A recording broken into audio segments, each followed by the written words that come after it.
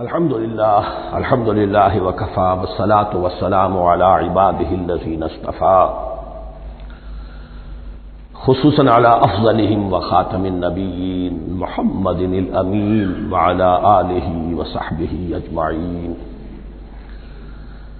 اما بعد فاعوذ باللہ من الشیطان الرجیم بسم اللہ الرحمن الرحیم ما ننسخ من آیت او ننسها نأت بخیر منها او مثلها الم تعلم ان اللہ علی کل شیء قدیر الم تعلم ان اللہ له ملک السماوات والارض وما لکم من دون اللہ من ولی ولا نصیر صدق اللہ العظیم۔ ان آیات مبارکہ کا ترجمہ اگرچہ ہم کر چکے ہیں، لیکن اس کا جو اصل مفہوم ہے اور اس کا پس منظر ہے اس کو سمجھنا ضروری ہے۔ آپ کو معلوم ہے کہ اللہ کا دین آدم سے لے کر این دم تک ایک ہی ہے۔ نوح کا دین، موسیٰ کا دین، عیسیٰ کا دین، محمد کا دین صلی اللہ علیہ وسلم علیہ الصلوۃ والسلام، دین ایک ہی ہے۔ شریعتوں میں فرق رہا ہے، اور یہ فرق جو رہا ہے اس کا اصل سبب یہ ہے کہ نوع انسانی مختلف اعتبارات سے ارتقاء کی مراحل طے کر رہی تھی۔ ذہنی پختگی، شعور کی پختگی، پھر سوشل ایولیوشن، تمدنی ارتقاء، یہ مسلسل جاری تھا۔ لہذا اس ارتقاء کے جس مرحلے میں رسول آئے اسی کی مناسبت سے ان کو تعلیمات دے دی گئی۔ ان میں وہ حصے بھی تھے کہ جو ایٹرنل ہیں، جو ہمیشہ رہیں گے، اور ایسے بھی تھے کہ جو اس زمانے کی مناسبت سے تھے۔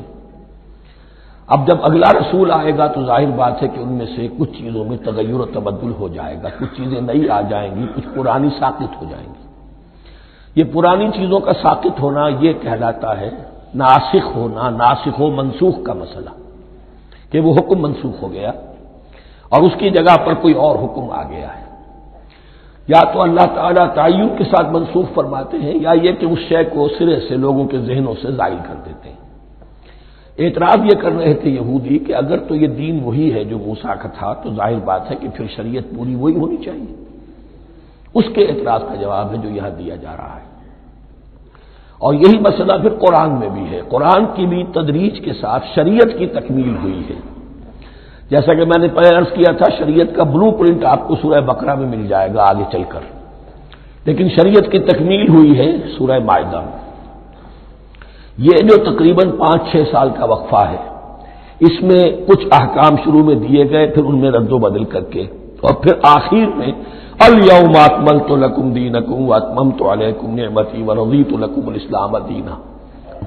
تو یہ ناسخ و منسوخ کا مسئلہ صرف سابقہ شریعتوں اور شریعت محمدی میں نہیں ہے صلی اللہ علیہ وسلم، بلکہ خود شریعت محمدی میں بھی زمانی اعتبار سے ارتقا ہوا ہے۔ کہ پہلے شراب کے بارے میں حکم دیا گیا کہ اس کی مضرت زیادہ ہے، گناہ کا پہلو زیادہ ہے، کچھ فائدے بھی ہیں بس۔ اس کے بعد آیا اگر شراب کے نشے میں ہو تو نماز مت پڑھو، نماز کے قریب مت جاؤ۔ تو مائدہ میں آخری حکم آ گیا، حال انتم منتہون، اب باز آتے ہو کہ نہیں آتے، حرام کر دیا گیا۔ تو یہ تدریجاً ہوا ہے۔ تو ناسخ و منسوخ قرآن میں بھی ہے، اور ناسخ و منسوخ قرآن اور تورات کے مابین بھی ہے۔ تو ہم نہیں منسوخ کرتے کوئی آیت یا بھلوا دیتے ہیں اس کو، نہ آتے بخیر منہا، ہم اس سے بھی بہتر لے آتے ہیں، او مثلہا، یا اس جیسی ہی۔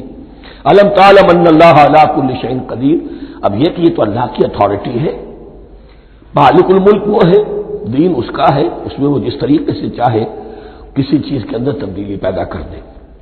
الم تعلم ان اللہ لہ ملک السماوات والارض ما لکم من دون اللہ من ولی ولا نصیر ام تريدون ان تسألوا رسولكم كما سئل موسى من قبل، کیا تم یہ چاہتے ہو کہ سوال کرو یا مطالبہ کرو اپنے رسول سے بھی اسی طرح کے جس طرح کی باتیں کی گئی تھی موسیٰ سے پہلے؟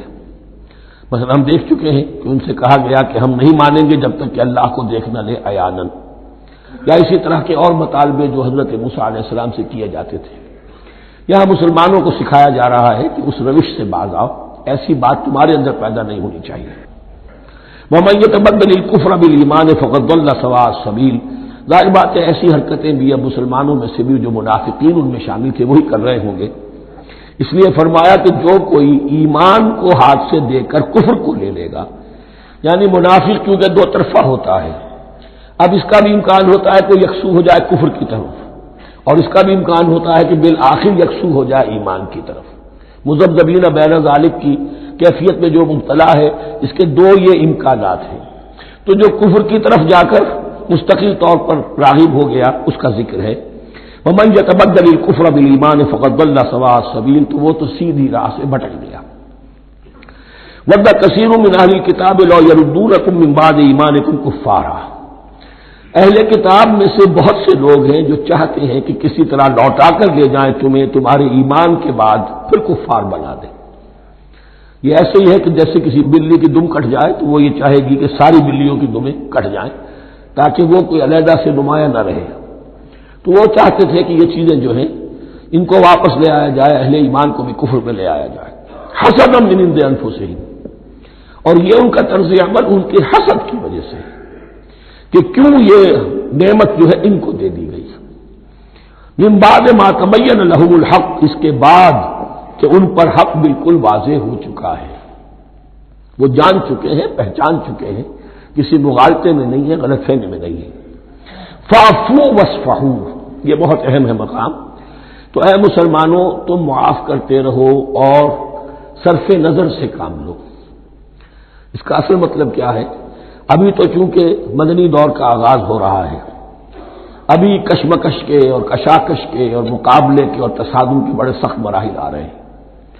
کیونکہ تمہارا سب سے پہلا جو محاذ ہے وہ تو کفار مکہ کے خلاف ہے، سب سے بڑھ کر وہی آئیں گے، تم پر حملے کریں گے، جنگیں ہوں گی۔ تو فوری طور پر یہ جو آستین کے سانپ ہیں ان کو ابھی چھیڑو مت، جب تک یہ پڑے رہیں ڈورمنٹ، انہیں پڑا رہنے دو۔ ایک وقت آئے گا یہاں یوں سمجھیے کہ یہ حکم دیا جائے فی الحال انہیں چھیڑو مت، ان کے طرز عمل کے بارے میں زیادہ توجہ نہ دو، فاعفو، معاف کرتے رہو، درگزر کرتے رہو۔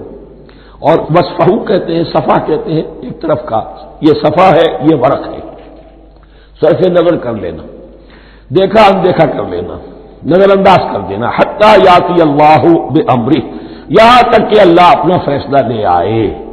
ایک وقت آئے گا کہ پھر مسلمانوں کو غلبہ آخری حاصل ہو جائے گا، اور جب جو یہ باہر کے دشمن ہیں ان سے تم نمٹ لو گے، پھر یہ کہ ان اندرونی دشمنوں کے خلاف بھی تمہیں اب آزادی دی جائے گی کہ ان کو بھی ان کے کیفر کردار تک پہنچا دو۔ ان اللہ علی کل شیء قدیر، یقیناً اللہ ہر چیز پر قادر ہے۔ واقیموا الصلاۃ وآتوا الزکاۃ، نماز قائم رکھو، زکوٰۃ دیتے رہو۔ وما تقدموا لانفسکم من خیر تجدوہ عند اللہ، اور جو کچھ بھی تم خیر میں سے، بھلائی میں سے اپنے لیے آگے بھیجو گے، کوئی مال خرچ کر رہے ہو تو خرچ کہاں ہو گیا؟ وہ تو اللہ کے ہاں ڈپازٹ ہو گیا، جمع ہو گیا۔ وما تقدموا لانفسکم من خیر تجدوہ عند اللہ، اسے اللہ کے پاس پاؤ گے۔ ان اللہ بما تعملون بصیر، یقیناً جو کچھ تم کر رہے ہو اللہ اسے دیکھ رہا ہے۔ وقالوا لن يدخل الجنة الا من كان هودا او نصارى، اب دیکھیں جب یہ نئی امت اب تشکیل پا رہی ہے تو یہودی اور نصرانی جو ایک دوسرے کے دشمن تھے مسلمانوں کے مقابلے میں جمع ہو گئے، انہوں نے کہنا یہ شروع کیا وقالوا لن يدخل الجنة، ہرگز نہیں داخل ہوگا جنت میں الا من كان هودا او نصارى، سوائے اس کے جو یا تو یہودی ہو یا نصرانی ہو۔ جیسے ہمارے ہاں بھی ہوتا ہے، اہل حدیث کے مقابلے میں دیوبندی بریلوی جمع ہو جائیں، چاہے وہ آپس میں ایک دوسرے کے ساتھ جو بھی ان کا بیر ہے وہ اپنی جگہ ہے۔ اسی طریقے سے اہل تشیع کے مقابلے میں شاید اور جو ہے اہل سنت کے لوگ جمع ہو جائیں۔ تو ایک کامن اینمی جب آ جاتا ہے تو پھر یہ ہے کہ وہ لوگ جن کے اپنے اندر بڑی کنٹرڈکشنز ہیں وہ پھر ایک متحدہ بحث بناتے ہیں۔ وقالوا لن يدخل الجنة الا من كان هودا او نصارى تلك امانيهم، یہ لفظ دوبارہ آ گیا، یہ ان کی خواہشات ہیں، من گھڑت خیالات ہیں، ان کی وشفل تھنکنگ ہے۔ قل ہاتوا برہانکم ان کنتم صادقین، کہو ان سے لاؤ کوئی دلیل اگر تم سچے ہو، دلیل کتاب سے لاؤ، کہیں تورات میں لکھا ہے یہ، کہیں یہ انجیل میں لکھا ہے، جو تورات اور جو انجیل تمہارے پاس ہے اسی میں سے دکھا دو کہ یہ لکھا ہوا، کہیں لکھا ہوا نہیں۔ اب یہاں پر وہ یونیورسل ٹروتھ آ رہا ہے، بلا من اسلم وجہہ للہ وہو محسن، کیوں نہیں؟ ہر وہ شخص کے جو اپنا چہرہ اللہ کے سامنے جھکا دے اور وہ محسن ہو، اس کا رویہ صدق پر، سچائی پر، حسن کردار پر مبنی ہو، سر کا جھکانا منافقانہ نہ ہو، جزوی نہ ہو کہ کچھ مانا کچھ نہیں مانا۔ بلا من اسلم وجهه لله وهو محسن فله اجره عند ربه، تو اس کے لیے اس کا اجر محفوظ ہے اس کے رب کے پاس۔ فلا خوف علیہم ولا هم يحزنون، نہ ان پر کوئی خوف ہوگا اور نہ ہی وہ حزن سے دوچار ہوں گے۔ یہ دوسری آیت ہے کہ جس سے کچھ لوگوں نے استدلال کیا ہے کہ ایمان بالرسالت ضروری نہیں ہے۔ اب دیکھیے اس کا جواب وہی ہوگا، نمبر ایک تو یہ ہر جگہ پر ساری چیزیں بیان نہیں کی جایا کرتی، کوئی چیز کہیں بیان کی گئی، کوئی کہیں بیان کی گئی ہے۔ کتاب کو لینا ہے تو پوری کو پوری ایک کتاب کی حیثیت سے۔ دوسرا یہ کہ یہ سارا سلسلہ کرام جو ہے، جو دو بریکٹس کے مابین آ رہا ہے، اس میں پہلے سے ہے وَآمِنُوا بِمَا أَنزَلْتُ مُصَدِّقًا لِمَا مَعَكُمْ وَلَا تَكُونُوا أَوَّلَ كَافِرٍ بِهِ، تو وہ تو ضرب کھا رہی ہے اس پورے کے پورے مضامین کے سلسلے سے جو ان دو بریکٹوں کے درمیان آ رہا ہے۔ اب دیکھیے ایک طرف تو ان کا کہنا یہ تھا کہ جنت میں داخل نہیں ہوگا مگر وہی جو یہودی ہو یا نصرانی ہو۔ اب عمل کیا ہے؟ وقالت اليہود لیست النصارى علی شیء، یہودی کہتے ہیں نصارہ کی کوئی حیثیت نہیں، کوئی بنیاد نہیں، کوئی جڑ نہیں۔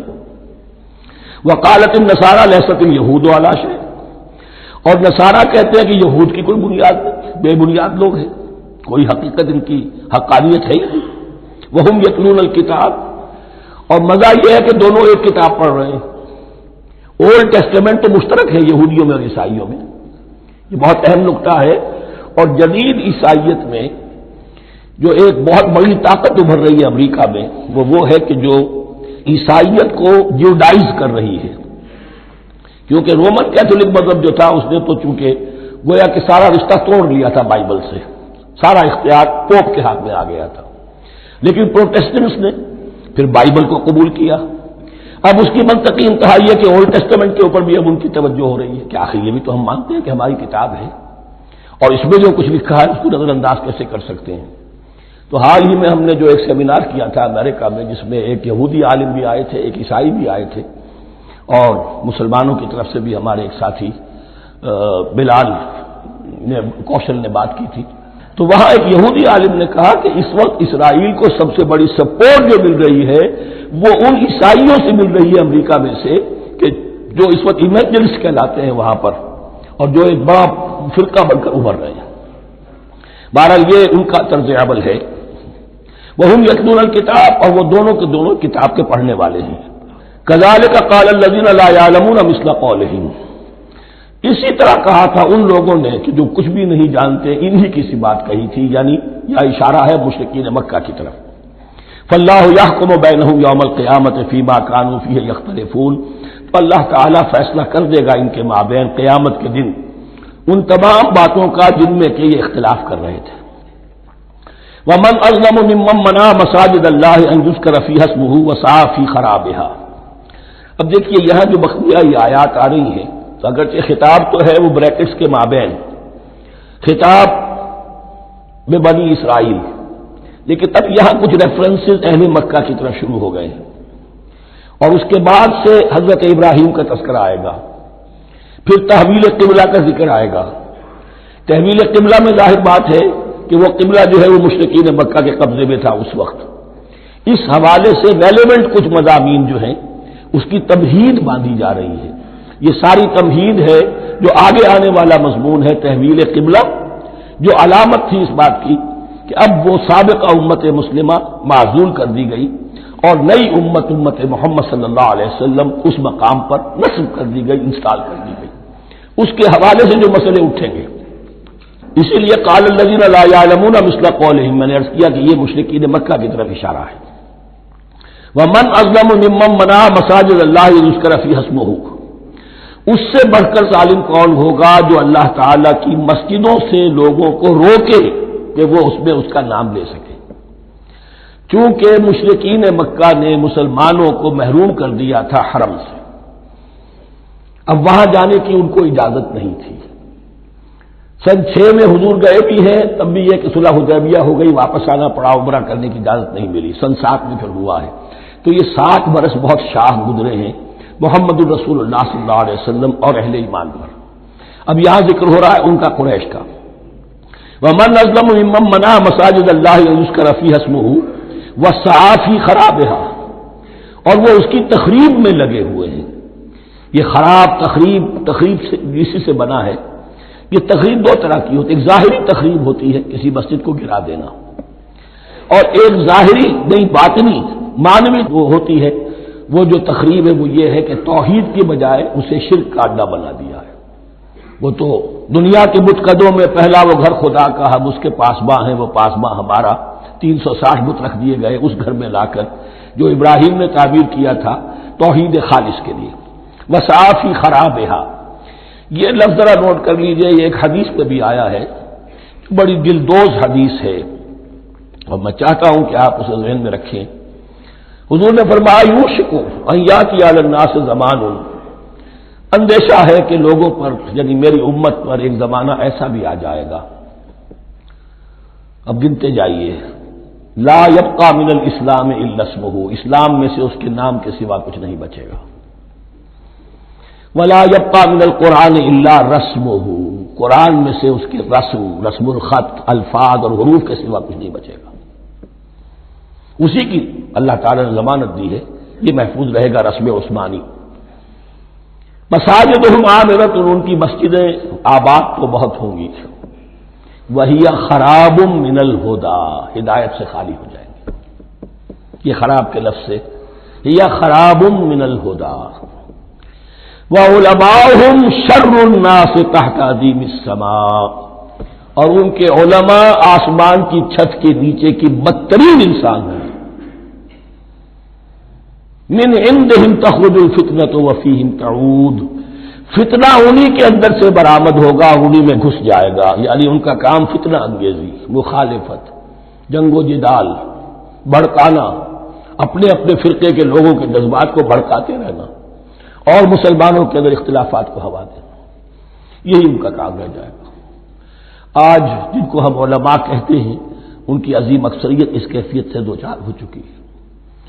جب مذہب اور دین پیشہ بن جائے تو کوئی خیر اس میں باقی نہیں رہتا، یہ دین اور مذہب پیشہ نہیں تھا، اسلام میں کوئی پیشوائیت نہیں، اسلام میں کوئی پاپائیت نہیں، اسلام میں کوئی برہمنزم نہیں، اسلام تو ایک کھلا، ہر شخص کتاب اللہ پڑھے، ہر شخص عربی سیکھے، ہر شخص کو امامت کے قابل ہونا چاہیے، ہر شخص اپنی بچی کا نکاح خود پڑھائے، ہر شخص اپنے والد کا جنازہ خود پڑھے، یہ جو ہم نے پیشہ بنا دیا ہے اور پھر انہیں پیسے دیتے، ظاہر بات ہے کہ پھر اس پیشے کے اندر تو پیشے میں عیب نہیں، رکھیے نہ فرحاد کو نام، پھر تو پیشہ میں تو جو کچھ پیشہ ورانہ چشمکیں ہوتی ہیں اور جو خباثتیں ہوتی ہیں وہ آتی ہیں۔ لیکن ساتھ ہی یہ بات واضح رہے کہ علماء حق سے دنیا خالی نہیں ہوگی، علماء حق بھی ہیں، لیکن کسی کے ماتھے پر لکھا ہوا نہیں ہوتا کہ یہ علماء حقانی میں سے اور یہ علماء سوء میں سے ہے۔ باقی یہ صحیح بات ہے کہ اکثریت ادھر جا چکی ہے، ورنہ امت کا بیڑا غرق نہ ہوتا، سیدھی سیدھی بات، یہ بیڑا غرق ہوا ہے تو آخر کوئی سبب ہے۔ اولئک ما کان لہم ان یدخلوها الا خائفین، ایسے لوگوں کو تو سوائے اس کے ان کا کوئی مقام نہیں ہے کہ انہیں داخل ہونے کی بھی اجازت نہیں ہونی چاہیے اس میں، یعنی اللہ کی مسجدوں میں، مگر خوف زدہ ہو کر، ڈر کر۔ لہم فی الدنیا خزی، ان کے لیے دنیا میں بھی رسوائی اور ذلت ہے، وَلَهُمْ فِي الْآخِرَةِ عَذَابٌ عَظِيمٌ، اور آخرت میں ان کے لیے عذاب عظیم ہے۔ وَلِلَّهِ الْمَشْرِقُ وَالْمَغْرِبُ، اب دیکھیے تمہید ہو رہی ہے تحویل قبلہ کے لیے۔ اب ظاہر بات ہے کہ بڑی حساس جو ہے وہ ایک کیفیت تھی یہ، تو یروشلم کے ساتھ جن کو دلچسپی تھی اور ان کے دلوں میں اس کی عقیدت تھی، مکہ مکرمہ اور بیت اللہ کے ساتھ جن کو دلچسپی تھی اور ان کے دلوں میں اس کی عقیدت تھی، تو اس حوالے سے یہ قبلہ بدلنا، 2 دفعہ بدلا ہے قبلہ، پہلے آ کے مدینے میں حضور نے یروشلم کی طرف 16 مہینے نماز پڑھی اور پھر تحویل قبلہ ہوا، تو اب اس میں کئی امتحان ہو گئے، وہ آگے آ جائے گا، لیکن اس کی تمہید باندھی جا رہی ہے۔ للہ المشرق والمغرب، مشرق اور مغرب سب اللہ کے ہیں، یعنی اگر ہم رخ کرتے ہیں مغرب کی طرف تو اس کے معنی یہ نہیں ہے کہ اللہ مغرب میں ہے، بعض اللہ تو جہت سے، مقام سے، ماورا وراء الورا، تو یہ ہے کہ ایک یکسانیت پیدا کرنے کے لیے اجتماعی رنگ دینے کے لیے ایک چیز کو قبلہ بنا دیا، علامت ہے۔ غالب نے ٹھیک کہا ہے، قبلے کو اہل نظر قبلہ نما کہتے ہیں۔ قبلہ جو ہے وہ مسجود تو نہیں ہے پرے سرحد ادراک سے اپنا مسجود، قبلے کو اہل نظر قبلہ نما کہتے ہیں۔ للہ المشرق والمغرب فینما تولوا فثم وجہ اللہ، جدھر بھی تم رخ کرو گے وہ اللہ ہی کا رخ ہے۔ ان اللہ واسع علیم، یقیناً اللہ بہت وسعت والا ہے، بہت وسعت والا ہے، وہ کسی سمت میں محدود نہیں ہے، اور علیم ہے، ہر شے کا جاننے والا ہے۔ دیکھیے یہاں یہ آیت کہہ کے اور چھوڑ دیا مسئلہ، اگلے مسئلے پر آ گئے۔ آگے آپ کو پتہ چلے گا کہ یہ در حقیقت ایک تمہید باندھی جا رہی ہے تحویل قبلہ کے لیے۔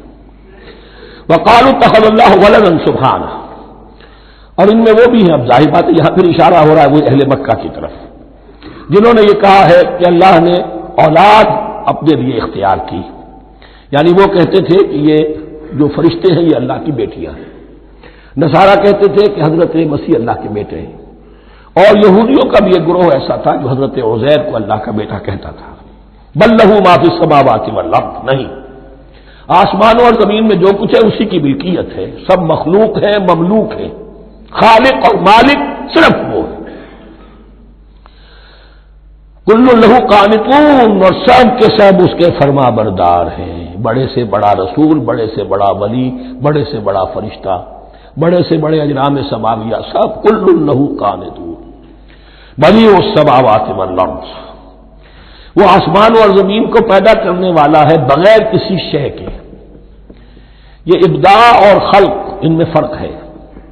ابداع، بلکہ شاہ ولی اللہ دہلوی نے حجت اللہ البالغہ کا جو پہلا چیپٹر ہے اس کو یہی 3 عنوان دیے ہیں۔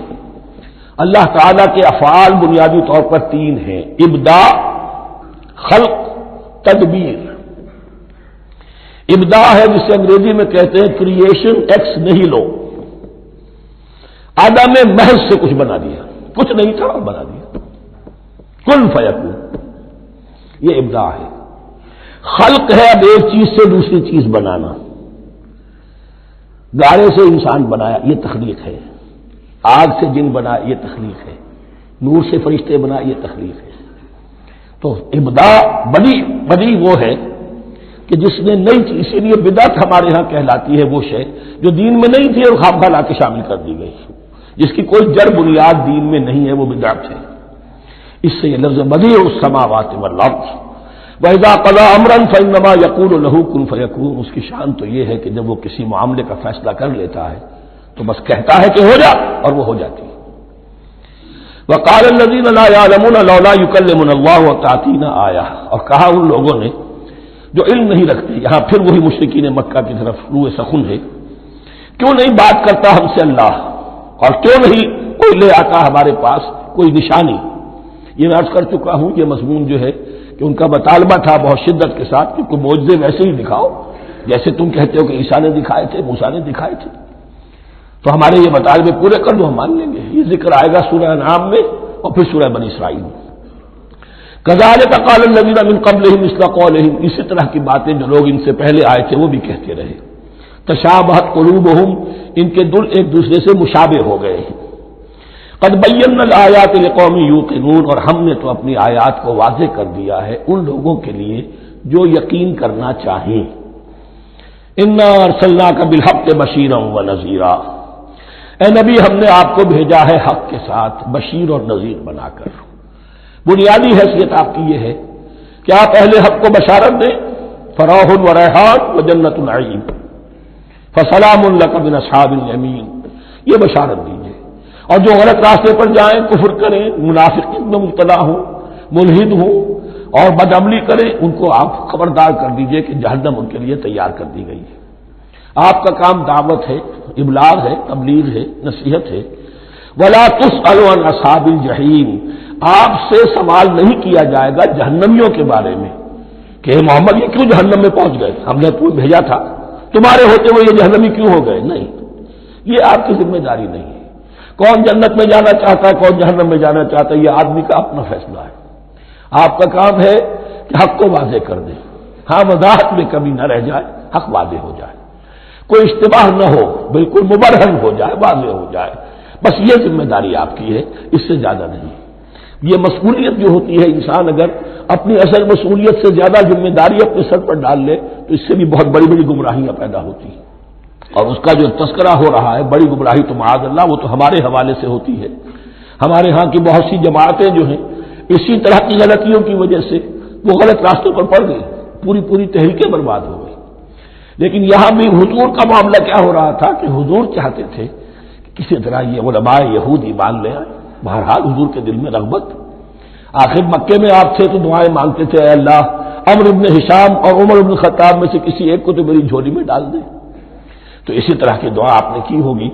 فرمایا وَلَن تَرْضَىٰ عَنكَ الْيَهُودُ وَلَا النَّصَارَىٰ حَتَّىٰ تَتَّبِعَ مِلَّتَهُمْ۔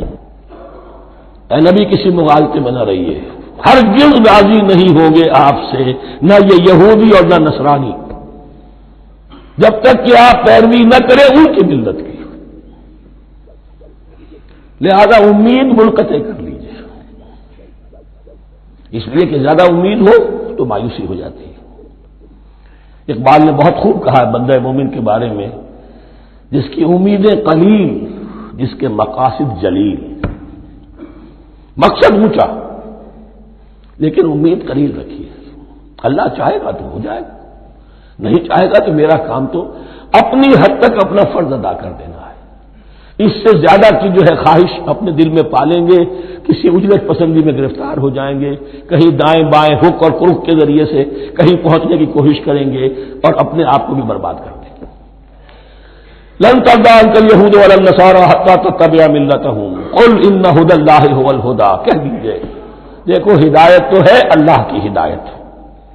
ولئن اتبعت اهواءهم، اور نبی آپ بھی کان کھول کر سن لیں، اگر آپ نے ان کی خواہشات کی پیروی کی، یہاں ہم جوڑ دیں گے الفاظ بالفرض بفرض محال، اگر آپ نے ان کی خواہشات کی پیروی کی کہ کچھ چلو لے دو کر معاملہ کر لو، کچھ ان کی بات مانو، کچھ اپنی بات منوا لو۔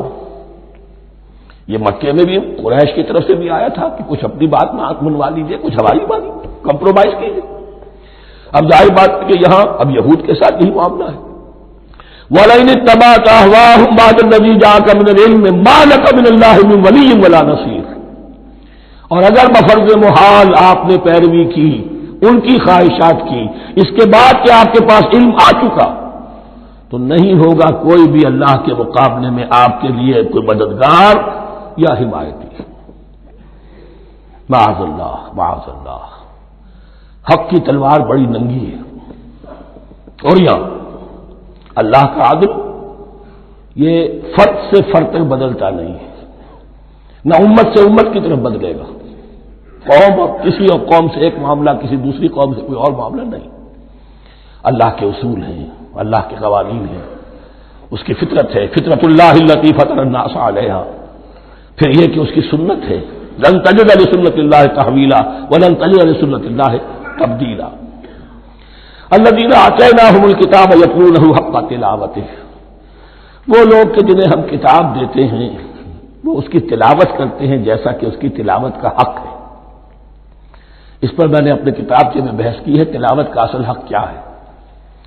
مسلمانوں پر قرآن مجید کے حقوق نامی کتابچہ، اب یہاں پہ تفصیل سے بیان کرنے کا وقت نہیں ہے، لیکن ایک بات جان لیجیے کہ تلاوت کا لفظ جو قرآن کے لیے قرآن نے اختیار کیا یہ بڑا ذو معنیین ہے۔ تلا یتلو ہم اسے بھی کہتے ہیں پڑھنا، اور تلا یتلو کسی کے پیچھے پیچھے چلنے کو کہتے ہیں۔ والشمس وضحاها والقمر اذا تلاها، سورج کے بعد پیچھے آتا ہے چاند۔ تو یتلو کے معنی کیا ہے؟ when you are reading the book you are following the text۔ بعض لوگوں کو دیکھا ہوگا انگلیوں کی چلتی ہے ساتھ ساتھ، وہ بیچارے جو زیادہ ماہر نہیں ہیں تو تاکہ نگاہ ادھر سے ادھر نہ ہو جائے، ایک سطح سے دوسری سطح پر نہ پہنچ جائے، انگلی بھی ساتھ ساتھ پھیرتے ہیں، تو فالوئنگ دی ٹیکسٹ۔ لیکن اس تلاوت کا اصل حق کیا ہوگا؟ جب آپ اس کتاب کو فالو کریں، اسے اپنا امام بنائیں، اس کے پیچھے چلیں، اس کا اتباع کریں، اس کی پیروی کریں، جس کی کہ دعا ہم کرتے ہیں وَاجْعَلْهُ لَنَا إِمَامًا وَنُورًا وَهُدًى وَرَحْمَةً، تو اللہ تو بنائے گا ہمارا امام اس کو اسی وقت جب کہ ہم فیصلہ کر لیں کہ ہم اس کتاب کے پیچھے چلیں گے۔ الذین آتیناہم الکتاب یتلونہ حق تلاوتہ اولئک یؤمنون بہ، جو اللہ کی کتاب کی تلاوت کا حق ادا کرے اور اس کی پیروی بھی کرے، وہی ہے جو اس پر ایمان رکھتے ہیں۔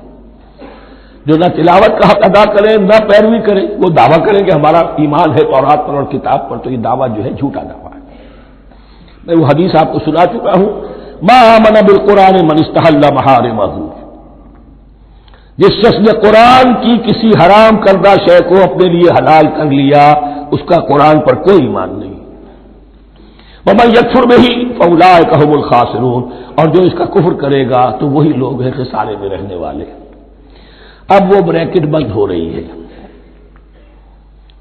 وہ آیت کے جو چھٹے رکوع کے شروع میں آئی تھی دوبارہ آ گئی جوں کہ توں، یا بنی اسرائیل اذکروا نعمتی التی انعمت علیکم وانی فضلتکم علی العالمین۔ یہ ترتیب ذہن میں رکھیے۔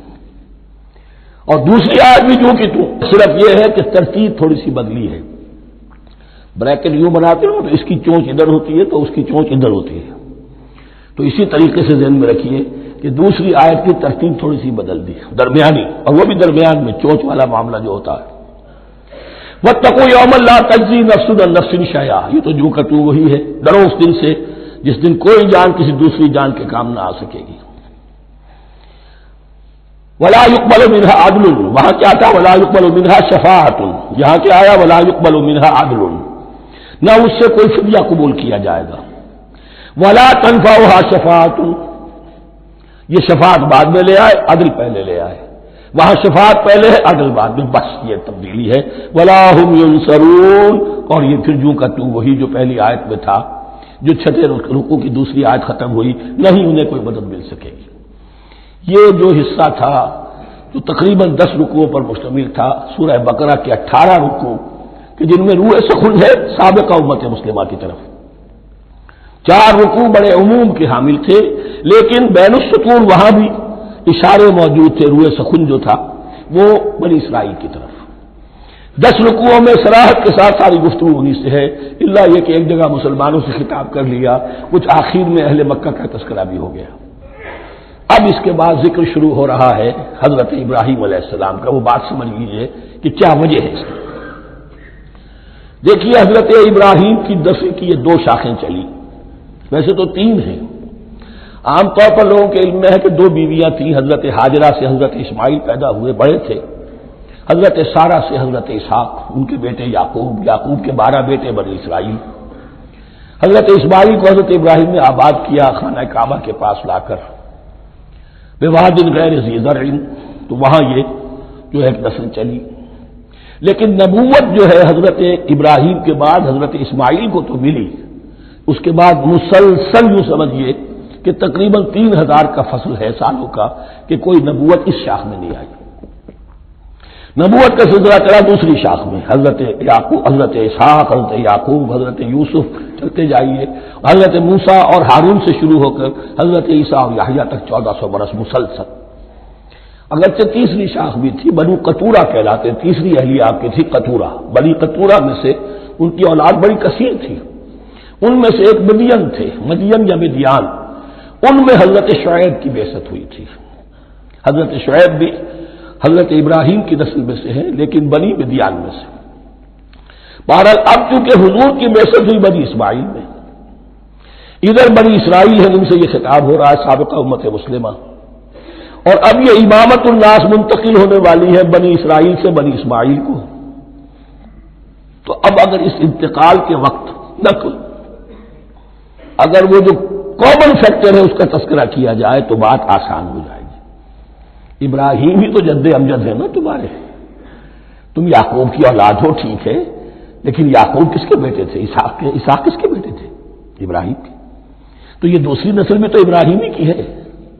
اس حوالے سے ان کے لیے سہل بنایا جا رہا ہے کہ بات کو سمجھو، یہ صرف یہ ہے کہ 2 پیڑھی اوپر جا کر مل گئے اور اللہ نہ کر سکا۔ اور حضرت ابراہیم نے خانہ کعبہ کی تعمیر کی اور اسے اب مرکز بنانا ہے اہل توحید کا، لہذا یہ ساری گفتگو اب شروع ہو رہی ہے۔ 4 رکوع اب وہ ہے 15 سے شروع ہو کر 18 تک، جن کا اصل مضمون ہے تحویل قبلہ۔ وَإِذِ ابْتَلَىٰ إِبْرَاهِيمَ رَبُّهُ بِكَلِمَاتٍ فَأَتَمَّهُنَّ، اور ذرا یاد کرو جب ابراہیم کو آزمایا اس کے رب نے بہت سی باتوں میں. میرا ایک کتاب چاہے حضرت ابراہیم کی شخصیت پر، حج اور عید الاضحیٰ اور ان کی اصل روح، اور اس میں ایک تحریر ہے، ایک تقریر ہے. جو تحریر ہے وہ مجھے بہت پسند ہے کہ کیسے کیسے امتحان آئے ہیں حضرت ابراہیم علیہ السلام پر. فَأَتَمَّهُنَّ، اب یہ ایک جملے میں ایک پوری داستان ہے.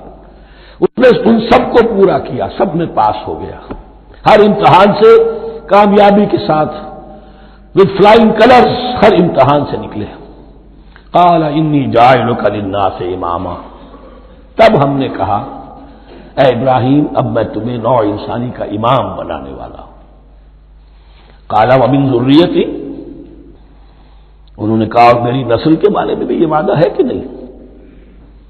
قال لا ینال عہد الظالمین، فرمایا میرا یہ عہد ظالموں سے متعلق نہیں ہوگا. مطلب کیا ہوا کہ تمہاری نسل میں سے جو صاحب ایمان ہوں گے، نیک ہوں گے، سیدھے راستے پر چلیں گے، ان سے ہمارا وعدہ ہے، لیکن نسلیت کی بنیاد پر نہیں ہے کہ جو بھی تمہاری نسل میں سے لازماً وہ اس وعدے کا مصداق بن جائے. وَإِذْ جَعَلْنَا الْبَيْتَ مَثَابَةً لِلنَّاسِ وَأَمْنًا، اور یاد کرو جب کہ ہم نے گھر کو، اپنے گھر کو، بیت اللہ کو قرار دے دیا لوگوں کے لیے زیارت کی جگہ، لوٹ کے آنے، لوٹ کر آؤ، حج کرو. مثابۃ للناس وامنا، اور اسے امن کا گھر قرار دے دیا. واتخذوا من مقام ابراہیم مصلی، اور ہم نے حکم دیا کہ مقام ابراہیم کو اپنی جائے نماز بنا لو، نماز پڑھنے کی جگہ بنا لو. آج کل تو بعض علماء نے یہ کہا ہے کہ مقام ابراہیم سے مراد کوئی خاص پتھر نہیں ہے، بلکہ اصل میں وہ تو پوری جگہ جو تھی وہ مقام ابراہیم، حضرت ابراہیم وہاں آباد ہوئے تھے.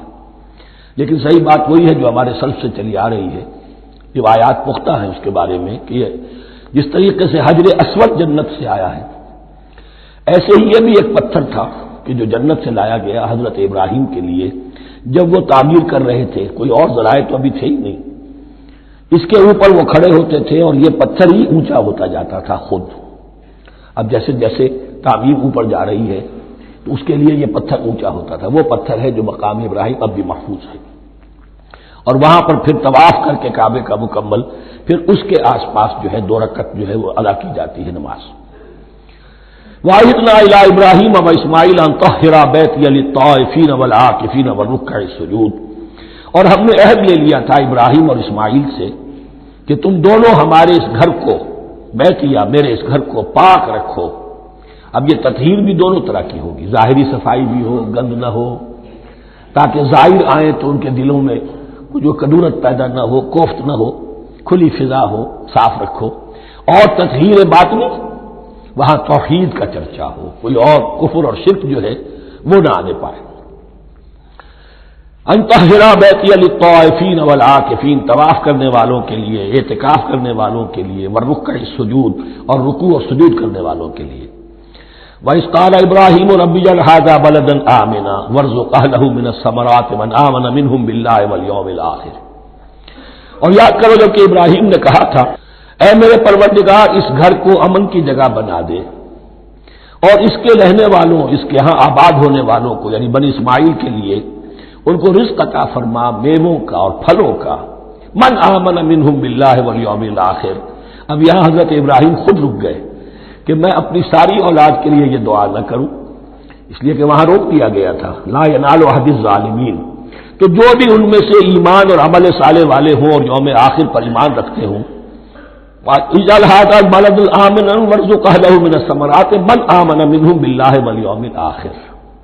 اب یہاں دیکھیے اللہ تعالیٰ نے گویا کہ ہم کہیں گے ازرہ شفقت مسکراتے ہوئے گویا کہ فرمایا کہ ابراہیم قال ومن کفر، تمہاری اولاد میں سے جو کفر کرے گا فأمتعه قلیلا، اس کو بھی میں دنیا کا ساز و سامان تو دوں گا.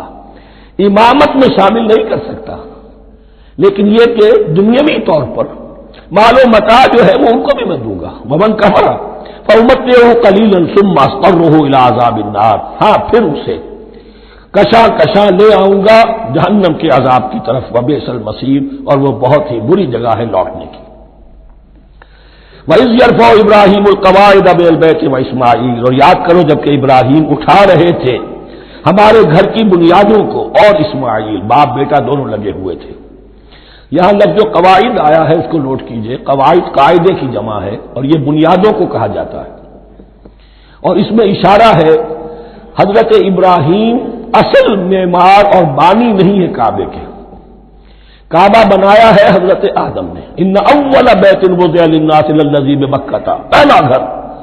اب کیسے ممکن تھا حضرت آدم علیہ السلام کے زمانے سے لے کر اور حضرت ابراہیم تک کم و بیش جو ہے 4000 برس ہے. عام اندازہ جو ہے تورات کا اگر آپ لگائیں تو کوئی مسجد نہیں بنی ہوگی کیا؟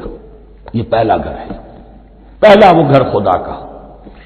تو اس کی بنیادیں رہ گئی تھیں، باقی وہ امتداد زمانہ سے، اور چونکہ یہ سیلاب کا راستہ تھا، سیلاب کی وجہ سے وہ سب جو ہے دیواریں بہہ گئی تھی، صرف بنیادیں تھیں. ان بنیادوں کو پھر بَوَّأْنَا لِإِبْرَاهِيمَ مَكَانَ الْبَيْتِ، یہ سورہ حج میں جا کر مضمون تفصیل سے آئے گا. اب میں آئے گا کہتا ہوں، آ چکا ہے حقیقت کے اعتبار سے، اس لیے کہ یہ ساری مکی صورتیں ہیں جو نازل ہو چکی ہیں سورہ بقرہ سے بہت پہلے. تو جب وہ ان بنیادوں کو اٹھا رہے تھے تو دعائیں مانگ رہے تھے. ربنا تقبل منا انک انت السمیع العلیم، اے رب ہماری اس کوشش کو، ہماری اس مشقت کو، محنت کو قبول فرما. باہر گھر بنا رہے ہیں، پتھر اٹھا اٹھا کر لا رہے ہیں. حضرت اسماعیل کی عمر اس وقت لگ بھگ 13 برس ہے، ہاتھ بٹا رہے ہیں. ربنا تقبل منا انک انت السمیع العلیم، اے رب ہماری اس کوشش کو شرف قبول عطا فرما، یقیناً تو سب کچھ سننے والا اور جاننے والا ہے. ربنا وجعلنا مسلمین لک، اور اے رب ہمیں اپنا فرما بردار بنائے رکھ. نوٹ کیجئے ابراہیم کہہ رہے ہیں. تو میں اور آپ اگر مطمئن ہو جائیں کہ میری موت لازماً حق پر ہوگی تو بہت بڑا دھوکہ ہے. ڈرتے رہنا چاہیے، اللہ کی پناہ طلب کرتے رہنا چاہیے. ربنا وجعلنا مسلمین لک، اے اللہ ہم دونوں کو اپنا فرما بردار بنائے رکھ. ومن ذریتنا امۃ مسلمۃ لک، اور ہم دونوں کی نسل میں سے اٹھائیو برپا کی جو ایک امت جو تیری فرما بردار امت ہو. وارنا مناسکنا، اور اے پروردگار تیرا گھر تو ہم نے یہ بنا دیا، اب اس کے جو رسومات ہیں وہ ہمیں سکھا، جو مناسک حج ہیں. ارنا مناسک، اب کیسے حج کریں، کیا آداب ہوں گے، طواف کیسے ہوگا، کیا کریں گے. وتب علینا، اور ہم پر اپنی شفقت کی نظر فرما. انک انت التواب الرحیم، یقیناً تو ہی ہے بہت ہی زیادہ توبہ کا قبول فرمانے والا اور شفقت کے ساتھ رجوع کرنے والا اور رحم فرمانے والا. ربنا وبعث فیہم رسولا منہم، اور اے ہمارے پروردگار ہماری اس نسل میں، اب چونکہ ہماری نسل مراد ہے بنی اسماعیل، بنی اسرائیل اسماعیل کی نسل میں سے تو نہیں ہے، یہاں دونوں کی نسل سے مراد ہے تو وہ بنی اسماعیل. ہماری اس نسل میں اٹھائی ہو ایک رسول انہی میں سے، باہر کا نہ ہو، کوئی مغایرت کا اجنبیت کا پردہ حائل نہ ہو. وہ کیا کرے، یتلو علیہم آیاتک، تیری آیات ان کو پڑھ کر سنائے. وَيُعَلِّمُهُمُ الْكِتَابَ وَالْحِکْمَةَ، اور صرف سنائے نہیں، تعلیم دے انہیں کتاب اور حکمت کی. صرف سنا دینا تو بہت آسان کام ہے، سکھانا، تعلیم دینا، دلوں میں بٹھانا. اور حکمت، وَيُزَكِّيهِمْ، اور ان کو پاک کرے، ان کا تزکیہ کرے، ان کے دلوں میں تیری محبت اور آخرت کی طلب کے سوا کوئی طلب باقی نہ رہنے دے. انک انت العزیز الحکیم، یقیناً پروردگار تو ہی ہے زبردست اور کمال حکمت والا. وَمَن يَرْغَبُ عَن مِّلَّةِ إِبْرَاهِيمَ إِلَّا مَن سَفِهَ نَفْسَهُ، اور ایسا شخص کون سا ہوگا جو ابراہیم کے طریقے سے منہ موڑے. یہ رغبت کا لفظ عربی زبان میں دونوں طرف جاتا ہے.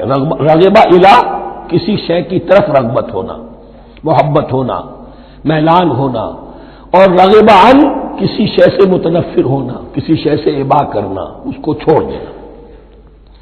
وَمَن يَرْغَبُ عَن مِّلَّةِ إِبْرَاهِيمَ إِلَّا مَن سَفِهَ نَفْسَهُ، سوائے اس کے جس نے اپنے آپ کو حماقت ہی میں مبتلا کرنے کا فیصلہ کر لیا ہو. اور کون ہوگا جو ابراہیم کے طریقے سے منہ موڑے. وَلَقَدِ اصْطَفَيْنَاهُ فِي الدُّنْيَا، اور ہم نے تو اسے دنیا میں بھی پسند کر لیا تھا، چن لیا تھا. وَإِنَّهُ فِي الْآخِرَةِ لَمِنَ الصَّالِحِينَ، اور یقیناً آخرت میں بھی وہ ہمارے صالح بندوں میں سے ہوں گے. اذ قال له ربه اسلم قال اسلمت لرب العالمین، جب جب کہا اس سے اس کے پروردگار نے کہ مانو میرا حکم، اس نے کہا پروردگار قبول ہے تیرا حکم، یہاں تک کہ ذبح کرو بیٹے کو، حاضر۔ یہ آخری امتحان تھا، آخری 100 برس کی عمر میں، 87 برس کی عمر میں دعائیں مانگ مانگ کر بیٹا لیا تھا اسماعیل۔ حضرت سارہ کے ہاں کوئی اولاد نہیں ہوئی تھی، اب وہ 13 برس کا تھا، بازو بن گیا تھا اور اس وقت ذبح کرنے کا حکم ملا۔ جب بھی کہا ہم نے مانو ہمارا حکم، قال اسلمت لرب العالمین، اللہ تعالی ہمیں بھی توفیق دے کہ اس کی پیروی کریں۔ ووصى بها ابراہیم وبنیہ ویعقوب، اور اسی کی وصیت کی تھی ابراہیم نے بھی اپنے بیٹوں کو اور یعقوب نے بھی۔ یا بنیہ، وہ کیا کی نصیحت ہے میرے بیٹو، ان اللہ اصطفیٰ لکم الدین، دیکھو اللہ نے تمہارے لیے دین کو پسند فرما لیا ہے۔ کون سا دین؟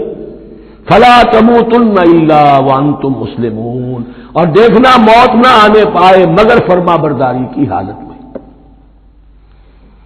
یہی بات آئے گی سورہ آل عمران میں مسلمانوں سے خطاب کر کے، یا ایھا الذین آمنوا اتقوا اللہ حق تقاتہ ولا تموتن الا وانتم مسلمون، اور ان الدین عند اللہ الاسلام ومن یبتغ غیر الاسلام دینا فلن یقبل منہ۔ ام کنتم شہداء اذ حضر یعقوب الموت، کیا تم اس وقت موجود تھے جب یعقوب کی موت کا وقت آیا؟ جب آدم کی یعقوب پر موت، یہ لفظی ترجمہ ہوگا، اذ حضر یعقوب الموت اذ قال لبنیہ ما تعبدون من بعدی، حضرت یعقوب نے اپنے سارے بیٹوں کو جمع کیا، 12 کے 12، اور مصر میں پہنچ چکے تھے یہ حضرت یوسف علیہ السلام کے ذریعے سے، جو سورہ یوسف میں ساری کہانی آئے گی، وہاں انتقال ہوا۔ تو انہوں نے اپنے بیٹوں کو جمع کیا، اس قال لبنیہ ما تعبدون من بعدی، میرے بعد تم کس کی پوجا کرو گے، کس کی پرستش کرو گے؟ یہ بات نہیں تھی کہ انہیں معلوم نہیں تھا، لیکن یہ کہ ایک میثاق، قول و قرار اور پختہ کرنے کے لیے۔ قالوا نعبد الہک و الہ آبائک ابراہیم و اسماعیل و اسحاق، کہا کہ ہم پوجیں گے، بندگی کریں گے، پرستش کریں گے آپ کے معبود کی اور آپ کے آبا ابراہیم، اسماعیل اور اسحاق کے معبود کی، اور یہ کوئی مختلف معبود نہیں ہے، الہ واحد، وہ تو ایک ہی الہ ہے۔ وَنَحْنُ لَهُ مُسْلِمُونَ، ہم اس کے لیے اس کے سامنے سر جھکاتے ہیں، اسی کی فرما برداری کا اقرار کرتے ہیں۔ تِلْكَ أُمَّةٌ قَدْ خَلَتْ، یہ آیت 2 مرتبہ آئے گی اسی رکوع میں۔ یہ ایک گروہ تھا انسانوں کا جو گزر گیا، ابراہیم، اسماعیل، اسحاق، یعقوب، ان کی اولاد، قد خلت، وہ گزر گئے۔ لہا ما کسبت ولکم ما کسبتم، ان کے لیے تھا جو انہوں نے کمایا اور تمہارے لیے ہوگا جو تم کماؤ گے، یعنی یہاں پدرم سلطان بود کا کوئی مقام نہیں ہے، ہر شخص کے لیے اپنا عمل، اپنا ایمان، اپنی کمائی۔ ولا تسألون عما كانوا يعملون، تم سے یہ نہیں پوچھا جائے گا کہ وہ کیا کرتے تھے، تم سے پوچھا جائے گا تم کیا کر کے لائے ہو۔ تو راچے ہے پدرم سلطان بود، تو راچے ہے، تم کیا ہو بھائی، تو اپنی بات کرو، باپ تمہارا سلطان تھا ہوگا۔ وقالوا كونوا هودا أو نصارى تهتدوا، لیکن اس پس منظر میں اب ان کی خباثت کو نمایاں کیا جا رہا ہے کہ یہ تو تھی وصیت ابراہیم کی اور یعقوب کی، اور اس وقت کے یہود و نصارہ کا کیا رویہ ہے؟ قالوا كونوا هودا أو نصارى تهتدوا، وہی متحدہ محاذ حضور کے خلاف۔ یا تو یہودی، انہوں نے کہا کہ یا یہودی ہو جاؤ یا نصرانی تو ہدایت پر ہو جاؤ گے۔ قل بل ملت ابراہیم حنیفہ، کہہ دیجئے نہیں، بل نتبع، ہم تو نتبع یہاں پر محذوف مانیے، بل نتبع ملت ابراہیم حنیفہ، نہیں، ہم تو پیروی کریں گے ابراہیم کے طریقے کی، بالکل یکسو ہو کر۔ وما کان من المشرکین، اور وہ مشرکوں میں سے نہیں تھے۔ قولوا آمنا باللہ، اب یہاں مسلمانوں کو حکم دیا جا رہا ہے، دیکھو تم ان کے جو کچھ وہ کہتے ہیں اس کے جواب میں تم یہ کہو، قولوا کہو آمنا باللہ، ہم ایمان رکھتے ہیں اللہ پر، وما انزل الینا، اور جو کچھ نازل کیا گیا ہماری جانب، وما انزل الی ابراہیم و اسماعیل و اسحاق و یعقوب، اور جو کچھ نازل کیا گیا ابراہیم اور اسماعیل اور اسحاق اور یعقوب کی طرف، والاسباط اور ان کی اولاد کی طرف، وما اوتی موسیٰ و عیسیٰ، اور جو کچھ دیا گیا موسیٰ کو اور عیسیٰ کو، وما اوتی النبیون من ربہم، اور جو کچھ دیا گیا تمام نبیوں کو ان کے رب کی طرف سے، لا نفرق بین احد منہم، ہم ان میں سے کسی کے مابین تفریق نہیں کرتے، ہم سب کو مانتے ہیں۔ دیکھیے ایک ہے تفضیل، کسی کو ایک کو زیادہ افضل سمجھنا دوسرے سے، یہ اور بات ہے، وہ تو سورہ آل عمران میں آئے گا تلک الرسل فضلنا بعضهم علی بعض۔ تفریق یہ کہ ایک کو مانے ایک کو نہ مانے، ان رسولوں میں سے ایک کا انکار سب کا انکار،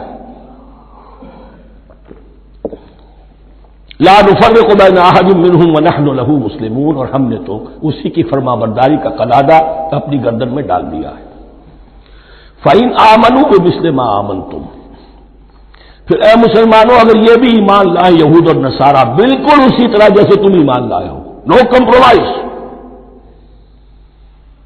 ٹھیک ٹھیک وہی دین اختیار کریں، وہی راستہ جو کہ محمد کے ذریعے سے تمہیں دیا گیا صلی اللہ علیہ وسلم، فَإِنْ آمَنُوا بِمِثْلِ مَا آمَنْتُمْ بِهِ فَقَدِ اهْتَدَوْا، تب وہ ہدایت پر ہوں گے۔ وَإِنْ تَوَلَّوْا، اور اگر وہ پیٹھ موڑ لے، فَإِنَّمَا هُمْ فِي شِقَاقٍ، تو اس کے معنی یہ ہیں کہ وہ زدم زدہ میں اور دشمنی کے اندر وہ مبتلا ہو چکے ہیں۔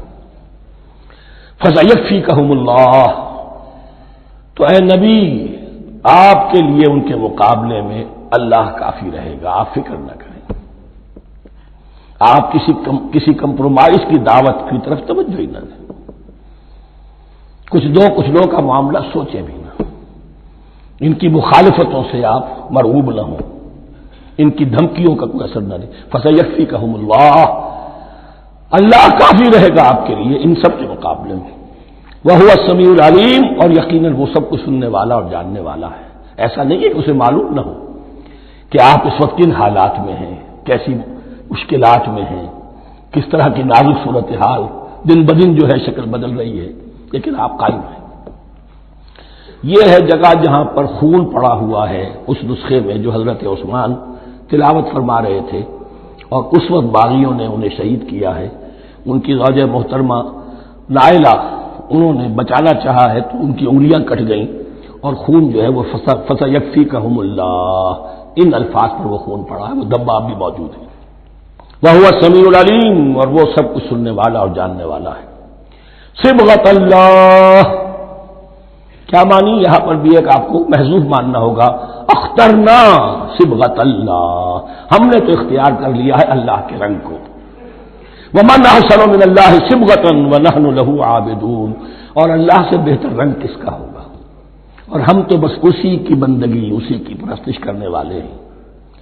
قُلْ أَتُحَاجُّونَنَا فِي اللَّهِ وَهُوَ رَبُّنَا وَرَبُّكُمْ، اے نبی ان سے کہیے کہ کیا تم ہم سے محاجہ کر رہے ہو، حجت بازی کر رہے ہو، جھگڑ رہے ہو، دلیل بازی کر رہے ہو اللہ کے بارے میں؟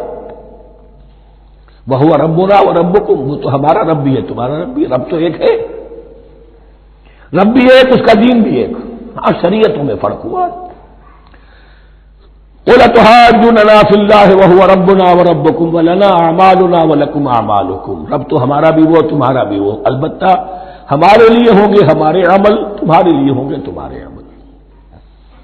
وَنَحْنُ لَهُ مُخْلِصُونَ، اور ہم تو اس کے لیے اپنے آپ کو خالص کر لینے والے ہیں۔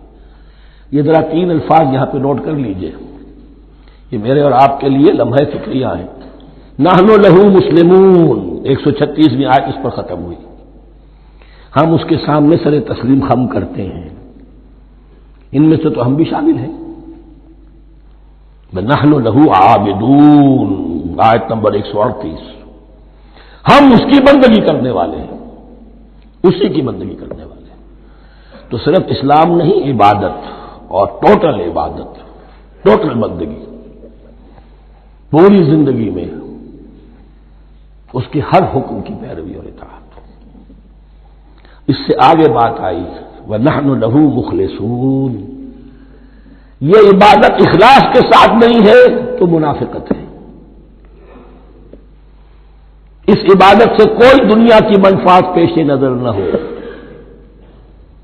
سوداگری نہیں، یہ عبادت خدا کی ہے۔ دنیا بنانا، دنیا کمانا، دین کو ذریعہ بنانا، اس سے بڑی اور اس سے گری ہوئی کوئی حرکت نہیں۔ اخلاص، حضور نے فرمایا من صلی یرائی فقط اشرکا ومن صام یرائی فقط اشرکا ومن تصدق یرائی فقط اشرکا۔ جس نے نماز پڑھی دکھاوے کے لیے اس نے شرک کیا، جس نے روزہ رکھا دکھاوے کے لیے اس نے شرک کیا، اور جس نے صدقہ خیرات دیا دکھاوے کے لیے اس نے شرک کیا۔ فنحن له مخلصون، نحن له مسلمون، نحن له عابدون، نحن له مخلصون۔ اللهم ربنا اجعلنا منهم، اللهم ربنا اجعلنا منهم۔ ام تقولون ان ابراہیم واسماعیل واسحاق ویعقوب والاسباط كانوا هودا او نصارى، کیا تمہارا کہنا یہ ہے کہ ابراہیم اور اسماعیل اور اسحاق اور یعقوب اور ان کی اولاد یہودی تھے یا نصرانی تھے؟ تم جو کہتے ہو کہ یا یہودی ہو جاؤ یا نصرانی تب ہدایت پاؤ گے، تو ابراہیم یہودی تھے یا نصرانی؟ اور اسحاق اور یعقوب اور یوسف اور موسیٰ اور عیسیٰ یہ کون تھے؟ یہی بات آج مسلمانوں کو سوچنی چاہیے۔ محمد الرسول اللہ اور ان کے اصحاب دیوبندی تھے یا بریلوی تھے یا اہل حدیث تھے یا شیعہ تھے یا سنی تھے؟ ان تقسیموں سے اوپر ہونے کی ضرورت ہے۔ اللہ کے ساتھ اخلاص کا تقاضا یہ ہے، ٹھیک ہے ایک فقہی مسلک کے اعتبار سے ایک شخص کسی مسلک کی پیروی کر رہا ہے، لیکن اپنے آپ کو اس سے آئیڈینٹیفائی کرانا اور اس مسلک کو مقدم رکھنا دین پر، اور اس مسلک ہی کے لیے محنت اور مشقت اور بھاگ دوڑ تبلیغ ہو رہی ہے اسی کی، یہ چیز بالکل اس اصل حقیقت کے خلاف ہے کہ جو اللہ کے دین نے ہمیں سکھائی۔ ام تقولون ان ابراہیم واسماعیل واسحاق ویعقوب والاسباط كانوا هودا او نصارى قل انتم اعلم ام اللہ، کہیے ان سے کہ تم زیادہ جانتے ہو یا اللہ زیادہ جانتا ہے۔ من اظلم ممن كتم شهادة عنده من اللہ، کان کھول کر سن لو، اس سے بڑھ کر ظالم کون ہوگا جس نے اللہ کی ایک گواہی جو اس کے پاس تھی اسے چھپا لیا۔ تمہارے پاس گواہیاں ہیں، علماء یہود جانتے تھے یہ اللہ کے رسول ہیں جن کے ہم منتظر تھے، اس گواہی کو چھپائے بیٹھے۔ ومن اظلم ممن كتم شهادة عنده من اللہ وما اللہ بغافل عما تعملون، اور اللہ ہرگز غافل نہیں ہے کہ اس سے جو تم کر رہے ہو۔ تلک امۃ قد خلت، یہ گروہ مقدس جماعت تھی یہ جس کے یہ گلے سرسبد تھے، یہ گزر گئے۔ لہا ما کسبت ولکم ما کسبتم، جو کمائی انہوں نے کی، جو عمل انہوں نے کمائے وہ ان کے لیے، تمہارے لیے نہیں۔ تمہارے لیے وہ ہوگا جو تم کماؤ گے۔ ولا تسألون عما كانوا يعملون، اور تم سے ان کے عمل کے بارے میں نہیں پوچھا جائے گا کہ انہوں نے کیا کیا، تم سے سوال یہ ہوگا کہ تم نے کیا کیا۔ بارک اللہ لی ولکم فی القرآن العظیم ونفعنی وإیاکم بالآیات والذکر الحکیم۔